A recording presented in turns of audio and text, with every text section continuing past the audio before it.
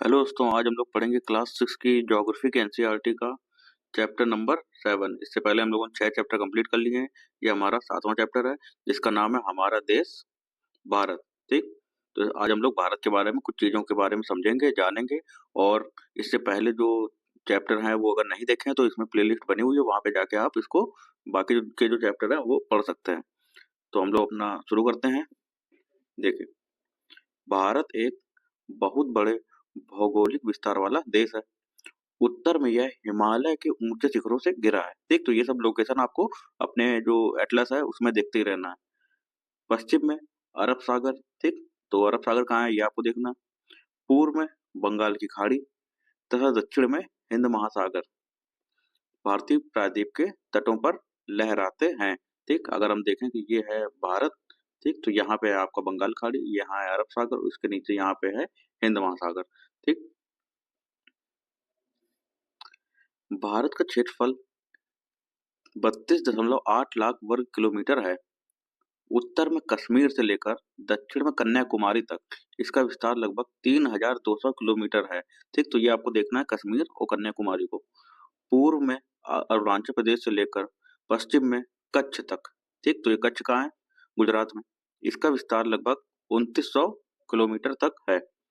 ऊंचे ऊंचे पर्वत, भारतीय महामरुस्थल, उत्तरी मैदान, असमान पठारी सतह, ठीक, तटीय भाग एवं द्वीप समूह स्थल रूपों की विभिन्नता को दर्शाते हैं। यहाँ जलवायु, वनस्पति, वन्य जीवों के साथ साथ भाषा एवं संस्कृति में भी बहुत भिन्नता है। इस भिन्नता में भी हम एकता को पाते हैं, जो हमारी परंपराओं में दिखती है। यही कारण है कि हम एक राष्ट्र में बंधे हैं। वर्ष 2011 से अब तक भारत की आबादी 120 करोड़ से अधिक हो चुकी है। यह चीन के बाद विश्व का दूसरा सबसे अधिक जनसंख्या वाला देश है। ठीक है, आगे देखें स्थिति। ठीक, तो भारत की स्थिति के बारे में देखते हैं। भारत उत्तरी गोलार्ध में स्थित है। ठीक, अगर हम जो उत्तरी गोलार्ध है अगर देखें कि ये है पूरी अर्थ। ठीक, ये है बीच में गई है इक्वेटर इस तरीके से। ठीक, तो ये वाला जो पार्ट है ये वाला, ये है हमारा उत्तरी गोलार्ध। ठीक, और ये है हमारा दक्षिणी गोलार्ध यानी कि साउथ हेमिस्फेयर और ये नॉर्थ हेमिस्फेयर। तो भारत कहाँ पे है? यहाँ पे है। ठीक, तो वही यहाँ बताया गया है, उत्तरी गोलार्ध में स्थित है। कर्क रेखा 23.5 डिग्री उत्तरी। ठीक, तो यहाँ पे जो है यहाँ से भी कर्क रेखा भी ऐसे गुजरती है।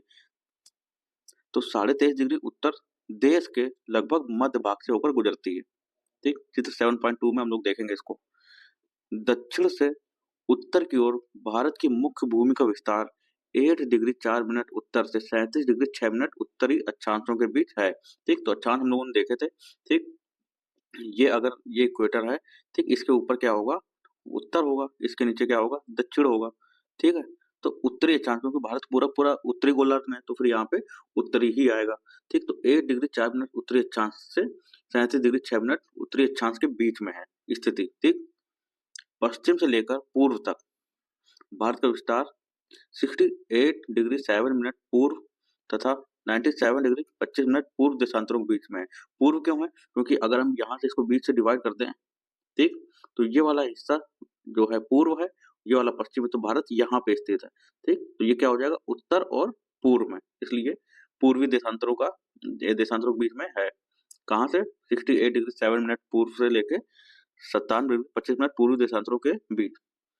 अगर हम विश्व को पूर्वी एवं पश्चिमी गोलार्ध में बांटते हैं तो भारत की स्थिति किस गोलार्ध में होगी? ठीक, तो ये आपको बताना है। तो किस गोलार्ध में होगी? अभी हम लोगों ने देख लिया है, वो है पूर्वी गोलार्ध में। बहुत बड़े देशांतरी विस्तार लगभग 29 डिग्री के कारण यहाँ के दो छोर पर स्थित स्थानों के स्थानीय समय में बहुत अधिक अंतर हो सकता था। इस तरह की दूरी पर स्थित दो स्थानों के बीच समय का अंतर लगभग 2 घंटे का होगा। ठीक, आगे हम लोग देखते हैं, इसको पढ़ लेते हैं। बड़े देश जिनका विस्तार पूर्व से पश्चिम की ओर बहुत अधिक होता है, वहां पूरे देश का मानक समय एक नहीं होता है। संयुक्त राज्य अमेरिका में 7, कनाडा में 6 मानक समय है। क्या आपको पता है कि रूस में कितने मानक समय है? तो रूस में अगर हम लोग देखें तो रूस में लगभग 11 मानक समय है। ठीक है, क्योंकि रूस जो है सबसे बड़ा है।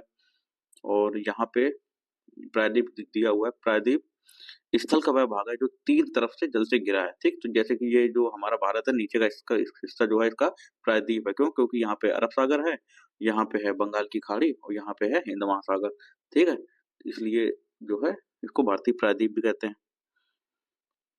आगे, जैसा कि आपने पहले पढ़ा है, प्रत्येक 1 डिग्री देशांतर के लिए स्थानीय समय में 4 मिनट का अंतर होता है, ठीक? तो ये तथ्य आपको याद रखना है।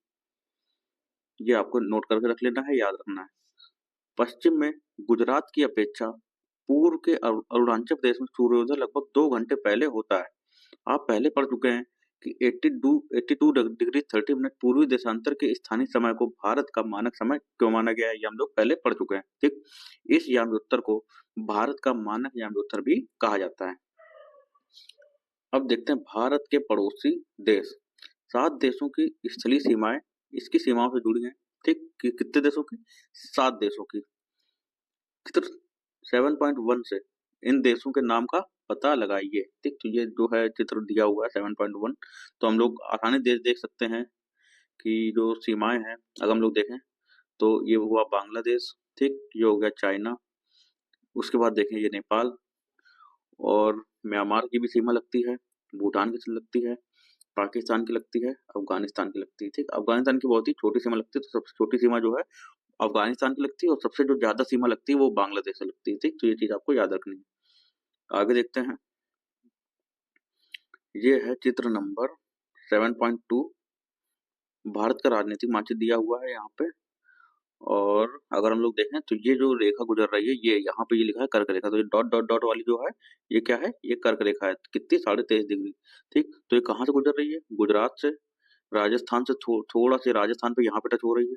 उसके बाद मध्य प्रदेश से हो गया गुजरात, राजस्थान, मध्य प्रदेश, छत्तीसगढ़ से भी गुजर रही है, झारखंड, ठीक है, पश्चिम बंगाल और बांग्लादेश, तो ये दूसरी कंट्री हो गई, ठीक? उसके बाद देखें तो यहाँ पे है हमारा त्रिपुरा और ये हो गया मिजोरम, ठीक? तो यहाँ से गुजर रही है, ये याद रखना है, मिजोरम से गुजर रही है, मणिपुर से नहीं गुजर रही है, ठीक? तो 8 राज्य हैं जहाँ से जो है कर्क रेखा हमारी गुजर रही है। उसके आगे देखें, इनमें से कौन कौन से देश हैं जिनकी सीमाएं समुद्र से नहीं जुड़ी हैं, ठीक? तो ये जो देश जो हम लोगों ने देखे थे, भारत से जो अ, सीमा बनाते हैं, ठीक? तो उनमें से कौन से देश हैं जो जिनकी सीमा समुद्र तट से नहीं लगती है? तो नेपाल की नहीं लगती है, भूटान की नहीं लगती है, ठीक? अगर हम लोग देखें अफगानिस्तान की भी नहीं लगती है, ठीक? तो ये हो गई हमारी कंट्री। आगे देखते हैं, दक्षिण में समुद्र में स्थित 2 द्वीप श्रीलंका तथा मालदीव हमारे पड़ोसी हैं। पाक जल संधि भारत को श्रीलंका से अलग करती है, ठीक? तो ये जो पाक जल संधि है ये आपको मैप में देख लेना है, ठीक? अब देखते हैं राजनीतिक एवं प्रशासनिक विभाजन। भारत एक विशाल देश है। प्रशासनिक क्रियाकलापों के लिए देश को 29 राज्यों एवं 7 केंद्र शासित प्रदेशों में बांटा है, ठीक? तो ये जो दिया हुआ है, ये 7 केंद्र शासित प्रदेश, ये पहले का दिया हुआ है, ठीक? ये डाटा पहले का है, ठीक? तो ये आपको नहीं इसमें ध्यान देना है। तो और अगर हम लोग इसमें देखें तो ये यहाँ तक जो है हिमालय फैला हुआ है। ये हो गया हमारा शिवालिक श्रेणी पूरी, ठीक? ये हो गई शिवालिक श्रेणी। ये है उत्तर का मैदान, ये है गंगा नदी, ये यमुना नदी, ठीक? यहाँ पे कुछ नदियां हैं, सिंधु नदी है, इससे जो है जुड़ रही जाके झेलम, चेनाब, रावी, सतलज, ठीक है ना? उसके बाद अरावली श्रेणी यहाँ पे है, राजस्थान की बिल्कुल जो है बीचों बीच पे, अगर देखा जाए तो बीचों बीच पे है, ठीक? उसके बाद ये देखें तो ये है हमारी कच्ची खाड़ी, ये है हमारी ब्रह्मपुत्र नदी, ठीक? ये है विंध्यन श्रेणी, ये है चंबल नदी, ठीक? ये है सतपुड़ा श्रेणी। विंध्यन और सतपुड़ा के बीच में से नर्मदा नदी बहती है। उसके बाद सतपुड़ा के नीचे से बहती है ताप्ती नदी, जो कि खंबात की खाड़ी में जाके गिरती है, यानी कि अरब सागर में, ठीक? उसके बाद देखें, ये है हमारी गोदावरी नदी, ये है कावेरी नदी, ठीक? ये है पश्चिम घाट, ठीक? तो इस तरीके से आपको इस मैप को अच्छे से देखना है और अपने जो जो एटलस है वहां पे भी इन सब चीजों को और भी अच्छे से और भी ध्यान से चीजों को देखना है। आगे देखें, में बांटा गया, मतलब जो केंद्र शासित प्रदेश है अब तो 9 हो गए हैं, ठीक? तो उसमें बांटा गया है। दिल्ली भारत की राजधानी है। राज्यों का निर्माण मुख्यतः भाषाओं के आधार पर हुआ है। क्षेत्रफल की दृष्टि से सबसे बड़ा राज्य राजस्थान तथा सबसे छोटा राज्य गोवा है। राज्यों को जिलों में बांटा गया है, ठीक? अब आगे देखें भौतिक विभाजन। इससे पहले हम लोग ये देख लेते हैं जड़ोर निक्षेप। जलोढ़ निक्षेप ये क्या है? ये नदियों के द्वारा लाई गई बहुत महीन मिट्टी होती है तथा नदी बेसिन में निक्षेपित कर दी जाती है। अब देखते हैं सहायक नदी के बारे में। एक नदी या सरिता जो कि मुख्य नदी में किसी भी तरफ से आकर मिलती है तथा अपने जल को मुख्य नदी में विसर्जित करती है, वो हो जाती है सहायक नदी। ठीक, तो ये आपको पता ही होगा। आगे हम लोग पढ़ते हैं। भारत में पाई जाने वाली भौतिक आकृतियां विभिन्न प्रकार की हैं, जैसे पर्वत, पठार, मैदान, तट तथा द्वीप समूह। उत्तर में बर्फ से ढका हिमालय संतरी का कार्य करता है। हिम प्लस आलय का मतलब होता है बर्फ का घर। हिमालय पर्वत को तीन मुख्य समानांतर श्रृंखलाओं में बांटा जाता है। सबसे उत्तर में स्थित श्रृंखला को वृहद हिमालय या हिमाद्री कहते हैं। ठीक, तो ये चीजें आपको याद रखनी है, इंपॉर्टेंट है। इसी श्रृंखला में विश्व की सबसे ऊंची शिखर है मध्य हिमालय या हिमाचल, हिमाद्री के दक्षिण में स्थित है।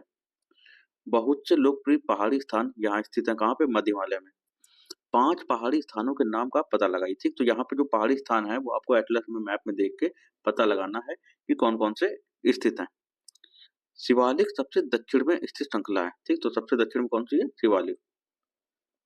हिमालय के दक्षिण में भारत का उत्तरी मैदान स्थित है। ये मैदान समतल तथा सपाट है। ये मैदान सिंधु, गंगा, ब्रह्मपुत्र तथा इनकी सहायक नदियों के द्वारा लाए गए जलोढ़ निक्षेपों से बने हैं। नदियों के ये मैदान कृषि के लिए उपजाऊ भूमि प्रदान करते हैं। यही कारण है कि इन मैदानों में जनसंख्या अधिक है। ठीक, तो जहाँ पे ज्यादा कृषि होगी, जहाँ पे पानी होगा, जहाँ पे ज्यादा मैदान होगा, तो वहां पे जनसंख्या भी ज्यादा होगी। ठीक, भारत के पश्चिमी भाग में भारतीय महामरुस्थल स्थित है। यह शुष्क, गर्म तथा रेतीला स्थल है। यहाँ वनस्पति की मात्रा बहुत कम है। उत्तरी मैदानों के दक्षिण में प्रायद्वीपीय पठार स्थित है। ठीक, तो एक एक लोकेशन आपको देखनी है एटलस में। इसकी आकृति त्रिभुजाकार है। इसका धरातल काफी ऊंचा नीचा है। इस क्षेत्र में बहुत सी पहाड़ी श्रृंखलाएं तथा घाटियां स्थित हैं। इसके उत्तर पश्चिम में अरावली श्रृंखला स्थित है, जो विश्व की सबसे पुरानी श्रृंखला है। विंध्य एवं सतपुड़ा भी महत्वपूर्ण श्रृंखलाएं हैं। कौन सी? विंध्य और सतपुड़ा, जो भी हम लोगों ने मैप में देखा था। इन श्रृंखलाओं से होकर नर्मदा तथा तापी नदियां बहती हैं, ये भी हम लोगों ने देख लिया है। आपको एक बार अपने एटलस में भी देख लेना है। ये पश्चिम की तरफ बहने वाली नदियां हैं जो अरब सागर में गिरती हैं। ठीक, तो कौन कौन सी? नर्मदा और ताप्ती कहाँ गिरती हैं? अरब सागर में। इस पठार के पश्चिम में पश्चिमी घाट या सह्याद्री, ठीक, तो पश्चिमी घाट को सह्याद्री बोलते हैं, ये आपको याद रखना है, तथा पूर्व में पूर्वी घाट स्थित है। पश्चिमी घाट का विस्तार एक समान रूप में है, जबकि पूर्वी घाट बीच बीच में टूटा हुआ तथा असमान है। ठीक, तो ये भी तथ्य आपको याद रखना है। जो पश्चिमी घाट है वो बिल्कुल एक समान है, एक समान रूप से विस्तार है उसका, और जो पूर्वी घाट है वो बीच बीच में टूटा हुआ है। ठीक, चित्र 7.3 इसको भी देखते हैं। इन पठारों में खनिजों जैसे कोयला एवं लौह अयस्क की प्रचुरता है। पश्चिमी घाट के पश्चिम में तथा पूर्वी घाट के पूर्व में तटीय मैदान स्थित है। पश्चिम तटीय मैदान काफी संकरे हैं। पूर्वी तटीय मैदान, आगे देखते हैं, अपेक्षाकृत चौड़े हैं। ठीक, तो ये भी आपको याद रखना है। पश्चिमी तटीय मैदान संकरे हैं, मतलब पतले हैं, और पूर्वी तटीय मैदान ज्यादा चौड़े हैं। ठीक, अब इसको देखते हैं। गंगा एवं ब्रह्मपुत्र नदियां विश्व के सबसे बड़े डेल्टा का निर्माण करती हैं, जिसे सुंदरवन डेल्टा कहा जाता है। इस डेल्टा की आकृति त्रिभुजाकार है। डेल्टा स्थल का वह भाग है जो नदी के मुहाने पर बनता है। जहां नदियां समुद्र में प्रवेश करती हैं, उस जगह को नदी का मुहाना कहा जाता है। ठीक, और ये कुछ करके सीखने के लिए इसमें देखते हैं, बहुत सी लड़कियों का नाम नदियों के नाम पर होता है, जैसे यमुना, मंदाकिनी, कावेरी। क्या आप अपने आसपास की किसी लड़की को जानते हैं जिसका नाम किसी नदी के नाम पर है? अपने माता पिता तथा दूसरों के साथ इस प्रकार के नामों की सूची तैयार करें। क्या आप जल से संबंधित दूसरे नाम भी जोड़ सकते हैं, जैसे शबनम? ठीक, तो ये बच्चों के लिए है, थोड़ा सा उनके जो है विकास के लिए, उनके दिमाग के डेवलपमेंट के लिए। बाकी आगे हम लोग पढ़ते हैं इसको। प्रवाल छोटे समुद्री जंतुओं के कंकाल हैं, जिसे पॉलिप कहा जाता है। ठीक, तो ये बहुत ही इंपॉर्टेंट है प्रवाल, आपको अच्छे से इसके बारे में पढ़ लेना है और इसको यहाँ समझते हैं। जब जीवित पॉलिप मरते हैं तब उनका कंकाल बच जाता है। अन्य पॉलिप की वृद्धि इन ठोस कंकालों के ऊपर होती है, जो बढ़ते बढ़ते काफी ऊंचे होते जाते हैं तथा इस प्रकार प्रवाल द्वीपों का निर्माण करते हैं। ठीक, चित्र 7.4 प्रवाल द्वीपों को दिखाता है। ये है प्रवाल द्वीप। ठीक, ये यहाँ पे दिखाया गया है। आगे देखें। वहां पूर्व की ओर बहने वाली कई नदियां हैं। कहाँ पे? पूर्वी घाट की तरफ तो पूर्व की ओर बहने वाली जैसे महानदी, गोदावरी, कृष्णा तथा कावेरी बंगाल की खाड़ी में गिरती है। ये नदियां अपने मुहाने पर उपजाऊ डेल्टा का निर्माण करती है। बंगाल की खाड़ी में गंगा एवं ब्रह्मपुत्र नदियों के मुहाने पर सुंदरबन डेल्टा स्थित है। ठीक, आगे ये एक सुनामी को लेके कुछ बच्चों ने लिखा हुआ है। ठीक, तो वो यहाँ पे दिया हुआ है। इस प्रकार से इस बच्चे ने एक चित्र बनाया है, वो यहाँ पे चित्र बना हुआ है सुनामी का। ठीक, तो जैसे कि लोग आए, ये पूरी सुनामी है, देखिए ये पूरी आ रही है, यहाँ पे लोग सब डर रहे हैं, भाग रहे हैं। ठीक है, तो ये सब बनाया हुआ है। आगे हम लोग देखते हैं। भारत में दो द्वीप समूह भी हैं। लक्षद्वीप द्वीप समूह अरब सागर में स्थित है।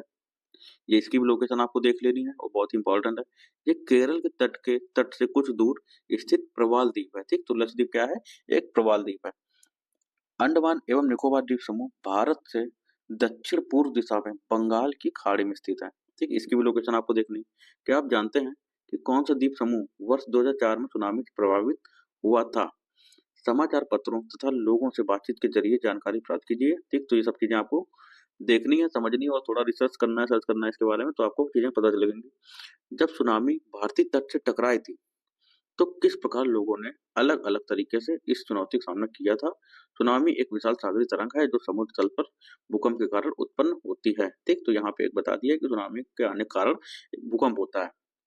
तो ये भी हम लोग का चैप्टर कंप्लीट होता है। यहाँ पे कुछ क्वेश्चन दिए गए हैं जिनकी आप प्रैक्टिस कर सकते हैं और यहाँ पे हुआ हमारा ये चैप्टर कंप्लीट। तो मिलते हैं अगले चैप्टर में, तब तक के लिए धन्यवाद।